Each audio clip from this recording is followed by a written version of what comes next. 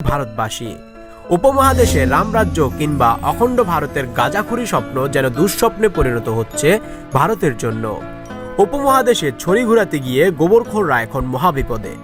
বাংলাদেশি পর্যটকরা ঘুরতে না গেলে যেখানে পশ্চিমবঙ্গের ব্যবসায়ীদের চুলু জ্বলে না, চিকিৎসা করতে না গেলে চিকিৎসার ব্যবসায় ধস নামে, বাংলাদেশের দিনমজুরি কিংবা চাকুরি না করলে যেই ৩৫ লক্ষ লোকের খাবার জোটে না, তাদের ফাঁকা বলিউড মার্কা সস্তা অহংকার আর কয়দিন।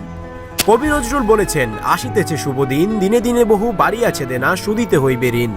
সেই ঋণ শোধের সময় এসে গেছে।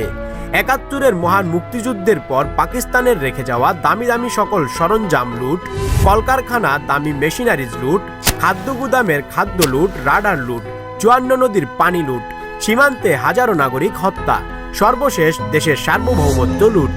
লুটেরাদের লুটপাট বন্ধ করতে মোক্ষম জবাবের ফর্মুলা নিয়ে এসেছেন তারেক রহমান ও পিনাকিরা। বাংলাদেশে এই আন্দোলনের অংশ এখন কোটি বাংলাদেশি। এ দাবানল রুখবার সাধ্যকার।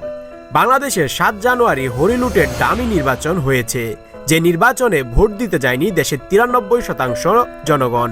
অবৈধ অজনপ্রিয় একটি মাফিয়া গোষ্ঠীকে ক্ষমতায় বসিয়ে সুকৌশলে বাংলাদেশকে বছরের পর বছর কবজা করে রেখেছে ভারত। বিডিআর বিদ্রোহের মাধ্যমে সেই রাস্তা পাকা করেছে ২০০৯ সালে। সেই পাকা রাস্তা উপড়ে ফেলতে উঠে পড়ে লেগেছে বাংলাদেশের জনগণ।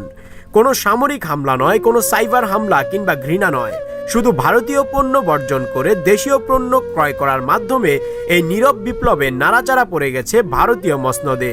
নেপাল গেছে, মালদ্বীপ গেছে, বাংলাদেশও অচিরেই মুক্ত হবে গোবরখোর উগ্রবাদীদের আগ্রাসন থেকে। আমাদের লজ্জাটা কবে হবে? আমরা যে ভারতীয় পণ্য বয়কট করছি, ভারতীয় পণ্যের সবচেয়ে বড় প্রচার এবং প্রকাশক হলো ভারতীয় টিভি চ্যানেলগুলো, এবং এইটাকে বয়কটের ১ নাম্বার তালিকায় রাখতে হবে। অনেকে আসতে পারছেন না, ভিডিওতে দেখছেন।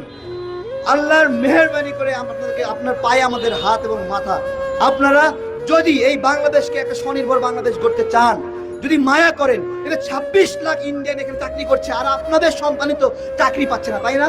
সবাই অনুভব করি না, উপলব্ধি করি না? তাহলে এই ইন্ডিয়ানরা আমাদের এখানে ২৬ লাখ, এদেরকে যদি আমরা হটাতে পারি তাহলে ২৬ লাখ পদ হবে। আজকে যে গণতন্ত্রের কথা বলছি, ভোটের কথা বলছি, কেন বলছি? কারণ ইন্ডিয়া হাসিনাকে বলছে, তুমি যে কোনো বিপদে, যে কোনো অবস্থায় তোমাকে আমি ওখান থেকে, গণভবন থেকে হেলিকপ্টার করে ভারতে নিয়ে আসবো। এই যে একটা গ্যারান্টি, এই গ্যারান্টির কারণে কিন্তু শেখ হাসিনা আজকে আমাদের প্রতি রূঢ় আচরণ করে, শক্ত আচরণ করে। এছাড়া বাংলাদেশের কোনো রাজনীতিবিদের সাহস আছে ১৬ কোটি মানুষের বিরুদ্ধে যায়? এদেশ আমার, এদেশ আপনার। সীমান্তে যারা আমার ভাই বোনদের গুলি করে পাখির মতো হত্যা করছে, আসুন আমরা তাদের বয়কট করি। আমার আপনার ভোটের অধিকার যারা হরণ করতে সহযোগিতা করছে, তাদের পণ্য বয়কট করি। বাদ দিয়ে আমার দেশের মাটি যারা শুকিয়ে ফেলছে, তাদের পণ্য বয়কট করি। নিম্নমানের পণ্য ঢুকিয়ে যারা আমার বাজার দখল করে নিচ্ছে, তাদের পণ্য বয়কট করি। আইসিসিকে বাপদাদার সম্পদ বানিয়ে চুরিচামারি করে খেলায় জিতে যাওয়া অপদার্থদের পণ্য আমরা বয়কট করি। আমার দেশের সেনাবাহিনীর বীর সৈনিক এবং বিজিবি জওয়ানের হত্যাকারীদের পণ্য বয়কট করি। রয়ের নীল নকশায় আমার দেশের শিক্ষা ব্যবস্থা বিনষ্টকারীদের পণ্য বয়কট করি। ৩৫ লাখ অবৈধ শ্রমিকের মাধ্যমে বাংলাদেশ থেকে হাজার কোটি টাকার রেমিটেন্স চোরদের বয়কট করি। ৭১-এর মহান মুক্তিযুদ্ধের পর বাংলাদেশের অর্জিত সম্পদ লুটপাটকারীদের বয়কট করি। বাংলাদেশের চিপায় চাপায় থাকা ভারতীয় দালালদের চিহ্নিত করুন, এদের ছবি, নাম, পরিচয় আমাদের পাঠান। এটা তো শুধু শুরু। ভারতীয় গান্ডুদের তাদের ভাষায় বলতে চাই, পিকচার আভি বাকি হ্যায়।